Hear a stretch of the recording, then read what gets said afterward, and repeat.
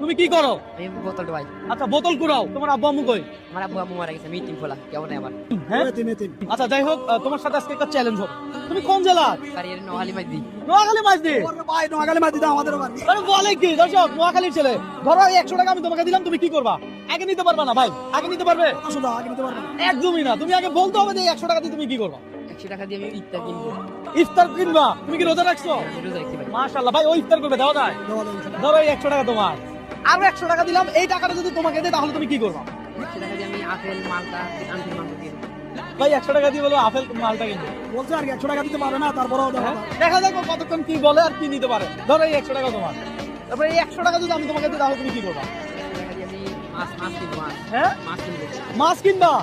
এ ধরো 100 টাকা তোমার, মাছ কিনবে তাইলে। হ্যাঁ আর 100 টাকা যদি তোমাকে দেই তাহলে তুমি কি করবে? যেটা কেনা যাবে ওইরকম বলতে হবে। হ্যাঁ আজকে চ্যালেঞ্জটা এমন দর্শক, ও যতগুলো বলবে যে হ্যাঁ 100 টাকা দিয়ে